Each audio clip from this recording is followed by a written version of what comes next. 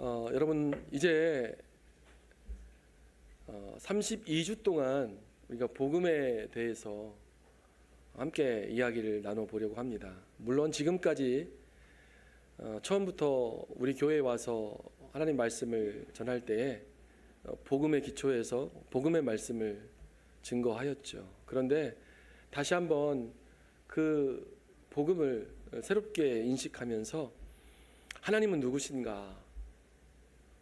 예수님은 누구신가? 또 성령님은 우리 인생 가운데 어떻게 역사하시는가? 그 하나님을 다시 한번 살펴보면서 우리의 믿음이 새롭게 되기를, 그 믿음 가운데 우리 뉴스온교회가 새롭게 일어서기를 원하는 마음으로 32주 동안 복음의 기초에서 다시 한번 복음으로 일어서는 뉴스온교회를 위해서 말씀을 준비했습니다. 오늘 첫 시간인데요. 주제가 뭡니까? 오늘 설교의 제목, 모든 것의 시작, 창조주 하나님입니다. 네. 성도 여러분, 우리는 누구나 한 번쯤은 이런 질문을 하게 됩니다. 이 세상은 어떻게 만들어졌을까? 또 하나님은 계신가? 하나님이 계시다면 하나님은 누구신가? 또 나는 왜 존재하게 되는가? 이 세상에 수많은 사람들이 여러 분야에서 오랫동안 이러한 질문에 대답해 보려고 노력해 왔습니다. 그런데 세상의 철학이나 또 과학이나 이 세상에 존재하는 수많은 종교들도 이 질문에 명확하게 답변해 주지 못했다는 것입니다.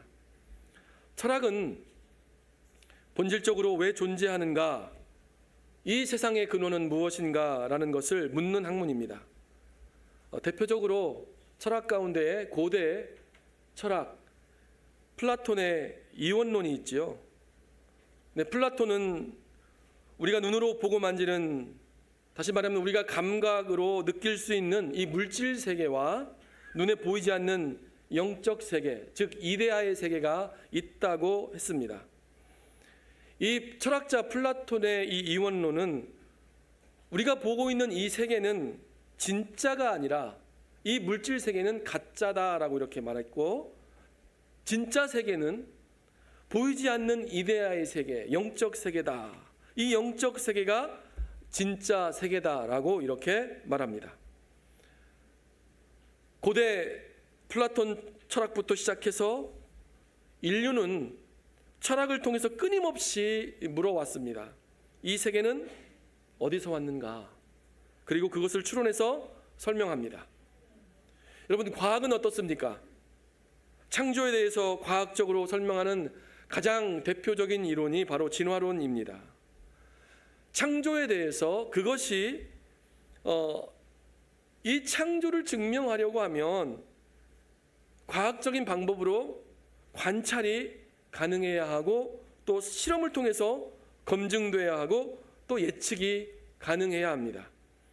진화론은 그렇게 과학적인 방법으로 세상의 창조를 거슬러 올라가면서 생물이 어떻게 변해왔는가, 그 진화의 과정을 설명하는 것이 바로 진화론입니다. 그런데 이 진화론은 생물이 어떻게, 이 생명체가 어떻게 진화하고 변화되어 왔는가를 과학적인 방법을 통해서 설명하지만, 그 생명의 근원, 그 생명의 기원이나 그것이 왜 존재하게 되었는지 그 존재의 목적은 설명하지 못합니다. 또 마찬가지로 진화론은 역시 하나님의 존재에 대해서도 설명하지 못합니다. 종교는 어떻습니까? 힌두교는 우주의 기원에 대해서 설명해 주지만, 이 힌두교는 다신론을 주장하고 있지요. 이 다신론을 주장하고 이 세계가 돌고 돈다라고 하는 순환적인 세계관을 가지고 있습니다. 창조가 아니라 이 세상이 계속해서 반복된다라는 것입니다. 불교도 그런 면에서 똑같습니다. 불교에서는 창조의 개념 자체가 아예 없습니다. 다른 종교인 도교에서는 창조를 누가 만들어낸 것이다 라고 이렇게 보지 않습니다. 이 세상이 도라고 하는 그러한 원리를 통해서 출발했다고 그렇게 보는데, 이 모든 세상의 것들이 자연적으로 발생해서 이러한 세계가 형성되었다라고 이렇게 설명합니다. 다시 말하면 세상의 모든 철학이나 과학이나 종교는 이 세상의 시작에 대해서 원리나 개념적인 것으로 설명하려고 하지, 우리 성경에서 말하고 있는 것처럼 태초에 하나님이 천지를 창조하시니라라고 누가 이 세상을 창조하였는지 확실하게 밝혀주지 못한다는 것입니다. 그렇다면 이와 같이 세상의 창조에 대해서 확실하게 밝혀주지 못하는 이유가 무엇입니까? 그 이유는 인간의 죄로 말미암아 하나님을 아는 눈이 어두워졌기 때문이라는 것입니다. 타락한 인간의 지식과 이성으로는 하나님을 알 수 있는 길이 없습니다. 하나님을 자기 능력으로는, 이 인간의 지식과 인간의 이성으로는 하나님을 찾아갈 길이 없다는 것이지요. 전적으로 인간은 무능력하다는 것입니다. 로마서 1장 21절로 23절 말씀에서 이러한 인간의 한계에 대해서 이렇게 밝혀주고 있습니다. 말씀을 다 읽지는 않지만 그 말씀의 내용이 이렇습니다. 하나님을 알되 하나님을 영화롭게도 아니하며 감사하지도 아니하고 라고 말씀하고 있죠. 또 오히려 그 생각이 허망하여지고 미련한 마음이 어두워졌다라고 이렇게 말씀하고 있습니다. 인간은 하나님에 의해서 창조되었습니다. 그러므로 하나님을 알 수 있는 존재로 그렇게 창조되었었지만, 이렇게 하나님의 형상으로 하나님에 의하여서 창조되어진 그 인간이 죄로 인해서 그 생각이 허망하여지고 그 마음이 미련하게 되어서 어두워졌다, 하나님을 바로 알 수 없게 되었다라고 이렇게 말씀하고 있다는 것입니다. 이것이 어떻게 된 것입니까? 인간의 죄 때문에 그렇게 되었다는 것입니다. 죄로 인해 이제 하나님을 알 수 있는 길을 잃어버렸을 뿐만 아니라 로마서 1장 28절 말씀에 그들의 마음에 하나님 두기를 싫어한다, 이렇게 성경 기자는 우리에게 말씀하고 있습니다. 인간의 문제가 하나님에 대해서 무지할 뿐만 아니라 하나님을 알 수 있는 길이 있는데도 의도적으로 하나님을 우리가 거부하게 되었다라고 말하고 있습니다. 이와 같은 인간의 상태를 인간이 영적으로 무능력한 상태가 되었다라고 고발하고 있습니다. 여러분, 고린도전서 2장 14절 말씀에 이렇게 말씀합니다.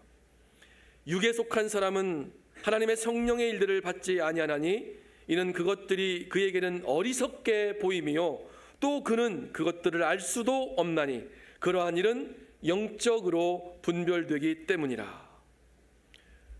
죄로 타락한 인간은 영적으로 분별이 불가능하게 되었다는 것입니다. 다시 말하면 우리 인간의 지식과 우리 인간의 이성으로는 하나님을 인식할 수 없다는 것입니다. 그래서 고린도전서 1장 21절 말씀에서 이렇게 말씀합니다. 하나님의 지혜에 있어서는 세상이 자기 지혜로 하나님을 알지 못한다라고 선언하고 있습니다. 그래서 우리는 아무리 노력해도, 아무리 공부해도, 아무리 우리가 이 마음의 생각을 해보고 또 골머리 생각을 해보아도 하나님을 스스로는 알아낼 수 없습니다. 왜 이렇게 되었습니까? 이사야서 59장 2절 말씀에 너희 죄악이 너희와 너희 하나님 사이를 갈라놓았다라고 말하고 있습니다. 하나님과 인간 사이의 죄 때문에 단절이 된 것입니다. 그러므로 죄 가운데 있는 인간은 당연히 이 세상의 창조와 하나님에 대해서 나는 왜 이 세상에 태어나서 이 땅에 지금 여기 존재하게 되었는가, 또 내가 죽어서 어디로 돌아갈 것인가, 그것을 제대로 모른다는 것입니다. 막연히 그냥 그것을 추론할 뿐입니다. 그리고 확신이 없기 때문에 불안해합니다. 두려워합니다. 이것이 바로 현재 인간의 상태라는 것입니다. 그러므로 인간으로서는 이 세상의 기원과 하나님에 대해서 알 수 없게 되었으므로 어떻게 해야만 우리가 하나님을 알 수 있습니까? 하나님이 직접 계시해 주시고 말씀해 주시지 않는다면 우리가 하나님을 알 길이 없는 것입니다. 그래서 계시의 책인 이 성경을 통해서 태초에 하나님이 천지를 창조하시느니라 라고 우리 인류의 기원과 세상의 천지 만물을 영적인 것이나 아니면 물질적인 것들을 모두 하나님이 창조하셨다라고 우리에게 알려주신 것입니다. 그 사실을 누구에게 알려주셨습니까? 여러분, 죄 가운데 살아가는 무지한 이 세상 사람들이 아니라 하나님께서 택하시고 자기 백성 삼으신 이스라엘 백성들에게 그 사실을 계시해 주셨다는 것입니다. 그들에게 여호와 하나님이 바로 이 우주 만물을 창조하신 창조주라는 그 사실을 창세기 1장 1절 말씀에 기록하여 놓으셨다는 것입니다. 그러므로 창세기는 이스라엘 백성을 선민으로 삼으시고 이들을 통하여 하나님의 구원 역사를 진행시키시고 계심을 깨닫게 하기 위하여 기록한 말씀인 줄로 믿습니다. 그런데 여러분, 놀라운 사실은요, 하나님은 이 창세기가 그 시대에 이 이스라엘 백성들에게만 주어진 말씀이 아니라 동시에 오늘 우리에게도 말씀하시는 하나님이라는 사실을 기억하실 수 있기를 바랍니다. 그렇다면 이 창세기 1장 1절 말씀은 누구에게 하신 말씀입니까? 이 세상에 구원하시기로 작정된 모든 믿음의 백성들에게 하신 말씀이라는 것입니다. 이 세상의 모든 책은 인간의 생각과 그 경험들을 책으로 기록했지요. 그렇지만 성경은요, 하나님이 자기 자신을 인간에게 나타내신 계시의 책이라는 것입니다. 그러므로 창세기 1장 1절 말씀에서는 오직 여호와 하나님만 온 우주 만물을 창조하신 창조주가 되시고 우주 만물과 인간 창조의 역사를 통해서 이 우주 만물과 인간 역사를 주관하시는 분이 바로 오직 유일하신 여호와 하나님이신 것을 우리에게 지금 계시해 주시고 계신 것입니다. 자, 그러면 하나님께서 이 모든 천지 만물을 창조하신 목적이 무엇입니까? 골로새서 1장 16절 보겠습니다. 골로새서 1장 16절 말씀, 만물이 그에게서 창조되되 하늘과 땅에서 보이는 것들과 보이지 않는 것들과 혹은 왕권들이나 주권들이나 통치자들이나 권세들이나 만물이 다 그로 말미암고 그를 위하여 창조되었고 라고 말씀합니다. 하나님께서 이 세상 만물들을 창조하셨는데 눈에 보이는 것들과, 즉 우리의 감각으로 느껴지는 이 모든 물질 세계를 창조하셨다라는 것이지요. 그리고 또 눈에 보이지 않는 것들도, 이 정신적인 것들과 그리고 영적인 것들, 이 영적 세계 것들을 다 창조하셨다라고 하나님께서 말씀하셨습니다. 이 모든 것이 다 하나님에게서 말미암고 또 그를 위하여, 하나님을 위하여 창조되었다라고 이렇게 선언합니다. 여러분, 이사야서 43장 7절 말씀에 이렇게 기록되어 나옵니다. 내 이름으로 불려지는 모든 자, 곧 내가 내 영광을 위하여 창조한 자를 오게 하라. 그를 내가 지었고 그를 내가 만들었노라 라고 말씀합니다. 시편 148편 3절로 5절 말씀은 또 이렇게 말씀합니다. 해와 달아 그를 찬양하며 밝은 별들아 다 그를 찬양할지어다. 하늘의 하늘도 그를 찬양하며 하늘 위에 있는 물들도 그를 찬양할지어다. 그것들이 여호와의 이름을 찬양함은 그가 명령하심으로 지음을 받았음이로다. 아멘. 창조되었으니 이 세상 만물의 그 존재 이유가 무엇입니까? 하나님의 영광을 위하여 하나님을 찬양하는 존재가 되어야 한다는 것입니다. 이 세상 모든 만물과 사람의 존재의 목적은 하나님을 위하여, 하나님의 영광을 위하여 지음을 받은 그러한 존재라는 그 사실에서 시작해야 합니다. 우리가 살고 있는 우주, 이 만물은 언제부터, 왜, 어떻게 창조되었는가? 사람은 어디서부터 와서 왜 우리가 살고 왜 죽어야만 하는가?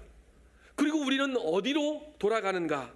이것이 우리 인간이 알아야 할 근본적인 질문이 되어야 하고, 이에 대한 답을 알아야 한다는 것입니다. 여러분과 저는 이 땅이 우연히 그냥 우연하게 이 땅에 존재한 그러한 존재가 아니라는 것이지요.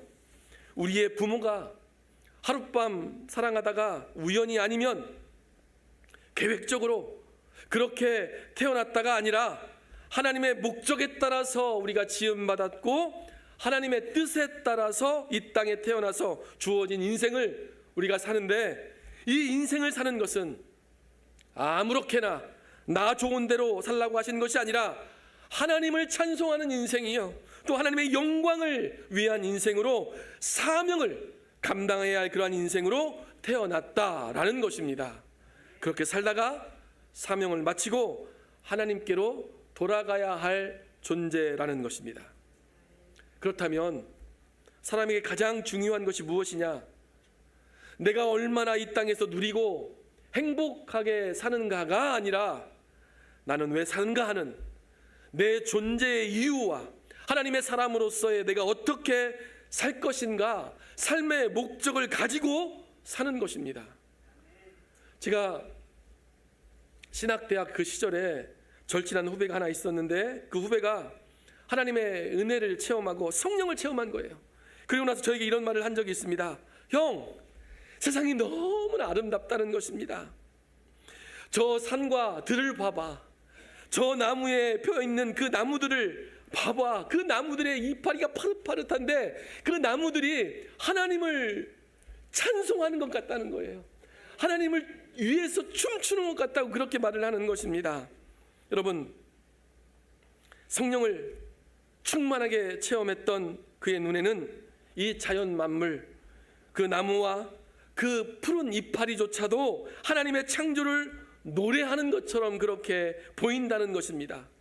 여러분, 이 세상의 작은 것, 어느 것 하나라도 그저 우연히 존재하는 것 아닙니다. 이 모든 것들은 다 하나님의 영광을 위해서 만들어진 하나님의 창조물인 줄로 믿습니다. 그 존재의 이유와 목적이 있다는 것이지요. 그러면 나의 존재의 이유와 목적은 무엇입니까? 나는 하나님의 영광을 위해 이 지음받은 존재라는 사실을 여러분 잊지 마시기 바랍니다. 나는 이 땅에서 우연히 태어나지 않았습니다. 나는 하나님의 목적에 따라서 지음받았고 하나님의 뜻에 따라서 이때 이 시대에 태어나서 지금 여기에 있는 것입니다. 그리고 우리는 우리의 사명을 다하고 하나님께로 돌아가야 할 존재입니다. 그렇다면 여러분, 사는 날 동안 하나님의 뜻을 이루고 사명을 이루는 자들이 되십시오. 하나님의 영광을 나타내는 자들이 되십시오. 하나님의 기쁨으로 하나님을 찬양하는 자들이 되시기를 축복합니다. 여러분, 한 사람 한 사람을 통해서 하나님의 목적이 이루어지길, 하나님의 영광이 드러나기를 주님의 이름으로 축원합니다. 사랑하는 성도 여러분, 하나님께서 이 세상을 창조하실 때 태초에 하나님이 천지를 창조하시니라 이렇게 하시고 창조주 하나님에 대해서 말씀하셨는데, 여기서 말씀하시는 하나님이 세상을 창조하시다 할 때 이 창조하시다라는 이 말은 히브리어를 보면은 무엇으로부터 만들었다라가 아니라 무에서 유를 창조하셨다라는 말입니다. 무에서 유를 창조하셨다는 이 말은 어떤 뜻인지 여러분 상상이 가십니까? 하나님께서 없는 것을 있게 하신 분이라는 것입니다. 여러분, 창세기 1장 2절 말씀 읽어보겠습니다. 거기 뭐라고 나와 있습니까? 땅이 혼돈하고 공허하며 흑암이 깊음 위에 있고 하나님의 영은 수면 위에 운행하시니라. 땅이 혼돈하고 공허하며 흑암이 깊음 위에 있다라고 했습니다. 이 말을 우리가 자칫 잘못하면 오해하기 쉽습니다. 땅과 흑암이 있었다라는 말로 오해할 수 있다는 것이지요. 여기 땅이라는 말은 히브리어 에레츠라는 말입니다. 이 에레츠라는 말은 우리가 생각하는 이런 땅을 의미하는 것이 아니라 형태가 아직 없는 상태를 의미합니다. 그 땅이 공허하고 혼돈하다고 했습니다. 여기 공허하고 혼돈하다, 이 히브리 원말 뜻은 비어있다, 형체가 없고 질서가 없는 상태다, 그런 의미를 가집니다. 또 흑암이 깊음 위에 있다라고 했지요. 여기 이 말은 무슨 말입니까? 이 말은 빛이 없다라는 뜻이 아니라 질서와 생명이 아직 드러나지 않은 그러한 상태를 말하는 것입니다. 그런데 그 가운데 하나님의 영이 수면 위에 운행하시니라, 이렇게 말씀하고 있습니다. 여기 말씀하고 있는 하나님의 영은 누구신가? 여러분, 이 말은요, 히브리어 말로 루아흐 엘로힘이라는 말입니다. 이 루아흐, 지난번에 제가 이 루아흐에 대해서 이야기할 때에 이것을 하나님의 바람, 하나님의 숨결, 하나님의 영이라고 했습니다. 엘로힘은 우리가 잘 아는 것처럼 엘로힘, 하나님이란 뜻입니다. 그렇다면 여기 수면 위에 운행하고 있는 하나님의 영은 바로 하나님의 생명력 있는 영, 지금 창조를 준비하시고 실행하시는 하나님의 영인 성령을 가리키는 것입니다. 성령께서 수면 위에 운행하셨다라는 것입니다. 마치 이것은 신명기 32장 11절에서 말씀하고 있는 것처럼 독수리가 자기 새끼 위에 날개를 쫙 퍼덕이면서 보호하는 모습을 마치 연상하게 만드는 그런 단어입니다. 성령이 하나님의 창조를 위해서 생명을 품고 준비하며 보호하기 위해서 그가 적극적으로 움직이셨다는 그 사실을 그림처럼 우리에게 보여주는 말씀이라는 것입니다. 하나님께서 천지를 창조하실 때에 하나님의 영인 그 성령께서 혼돈과 공허, 흑암 가운데 창조의 영으로 생명을 잉태시키기 위해서 움직이고 계셨다는 것을 말씀합니다. 여러분, 그리고 하나님께서 이 세상을 창조하시는데 그 시작을 어떻게 말씀하고 있습니까? 오늘 본문 말씀 창세기 1장 3절에서 하나님이 이르시되 빛이 있으라 하시니 빛이 있었다라고 말씀합니다. 하나님이 이르시되, 여러분, 이 말의 뜻이 무엇입니까? 하나님께서 이 세상을 창조하실 때에 권능 있는 그의 말씀으로 세상을 창조하셨다는 것입니다. 여러분, 놀랍지 않으십니까? 하나님이 말씀으로만 세상을 창조하셨다는 것입니다. 첫째 날부터 여섯째 날까지 하나님께서 이 세상을 만드실 때 다른 어떤 것을 가지고 이 영적 세계와 이 물질 세계를 만드신 것이 아니고 오직 말씀으로 세상을 창조하셨다라고 이야기하는 것입니다. 여러분, 시편 기자의 말씀을 들어보겠습니다. 시편 33편 6절 말씀에서 우리에게 이렇게 말씀합니다. 여호와의 말씀으로 하늘이 지음이 되었으며 그 만상을 그의 입기운으로 이루었도다. 아멘. 여러분, 시편 기자가 그 하나님의 창조의 위대함을 깨닫고 시를 지어서 하나님을 찬양했다는 것이 여러분 놀랍습니다. 하나님의 그 사람만이 성령을 통해서 이 사실을 깨닫고 하나님을 찬양할 수 있음을 여러분 믿으시기 바랍니다. 여러분들이 이 자연 만물들을 보실 때에 야, 아름답다.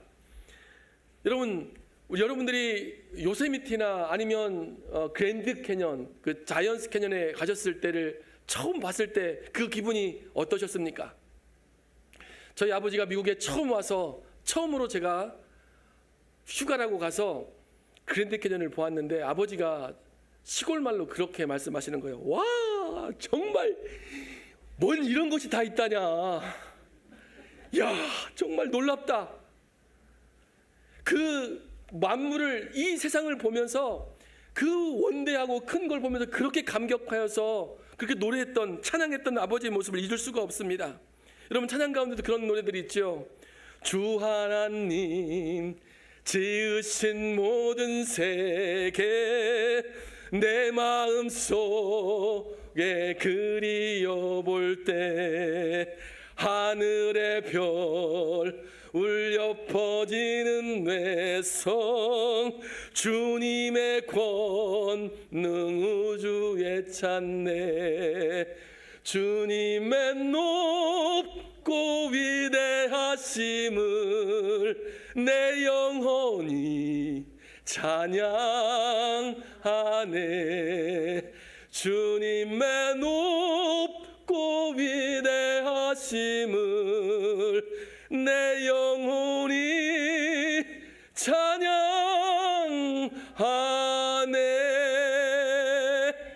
아멘, 아멘, 아멘.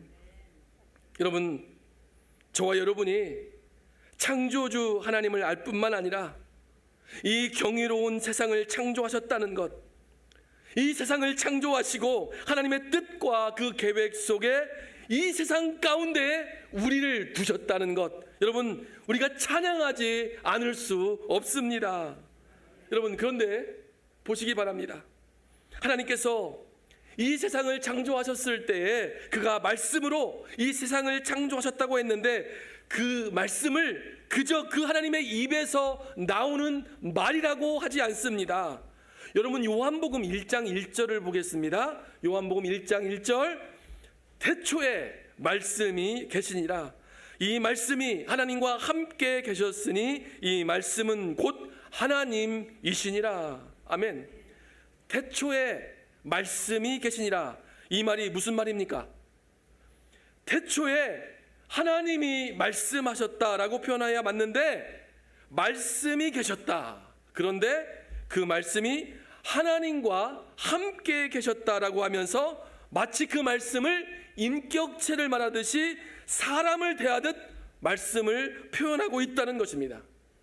그리고 결국 그 말씀이 하나님이시다라고 정의합니다. 그리고 이어서 보겠습니다. 요한복음 1장 2절과 3절에 그 말씀을 이렇게 표현합니다. 그가 태초에 하나님과 함께 계셨고 만물이 그로 말미암아 지은 바 되었으니 지은 것이 하나도 그가 없이는 된 것이 없느니라. 하나님의 입을 통해서 나온 그 말씀을 그가라고 이야기하고 있습니다.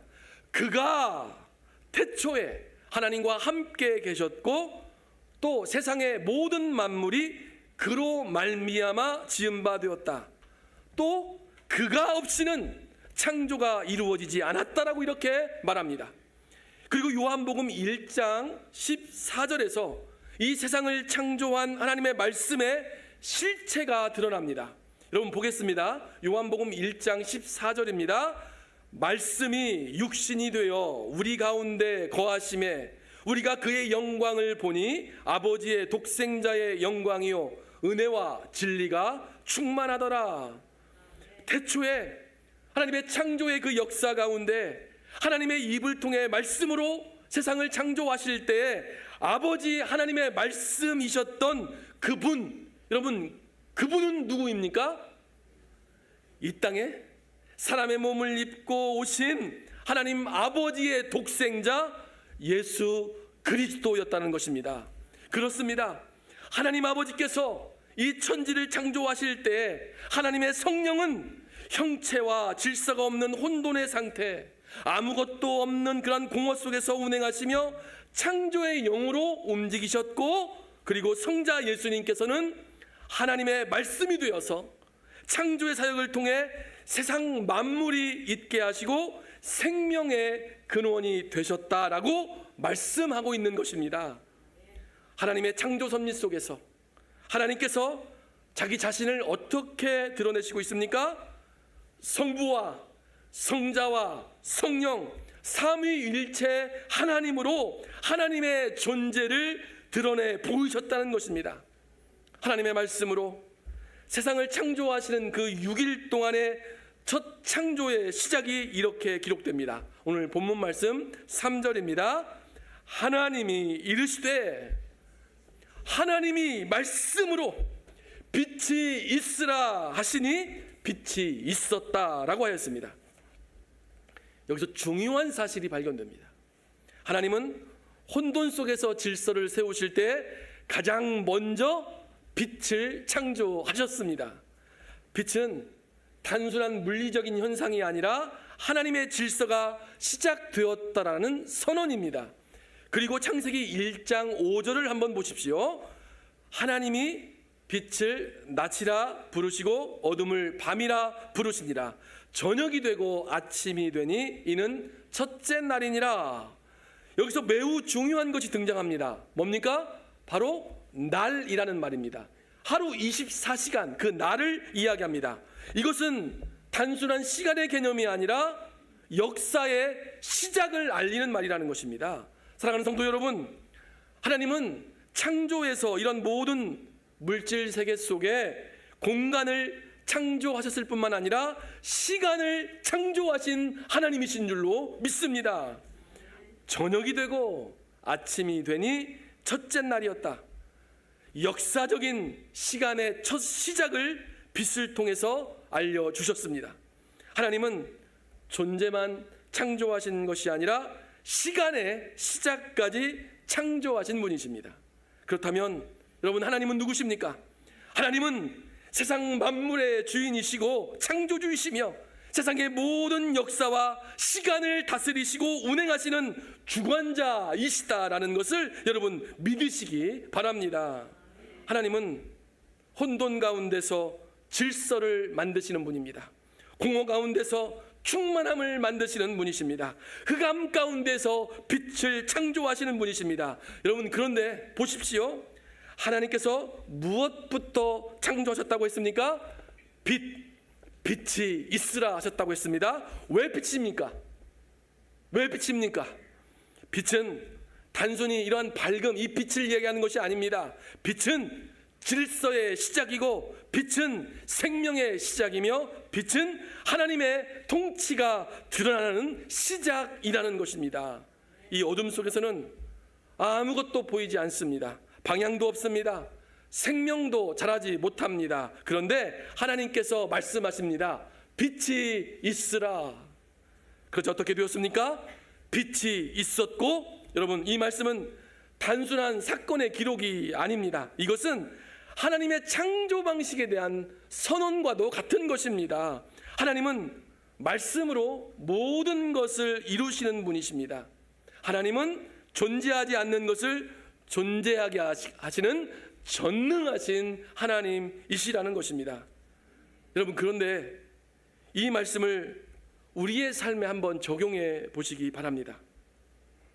우리의 인생에도 물리적 그리고 영적, 정신적인 그런 혼돈이 있지 않습니까? 우리 인생 가운데 공허함이 있지 않습니까? 우리 인생 가운데 흑암 같은 그런 순간들이 있지 않습니까?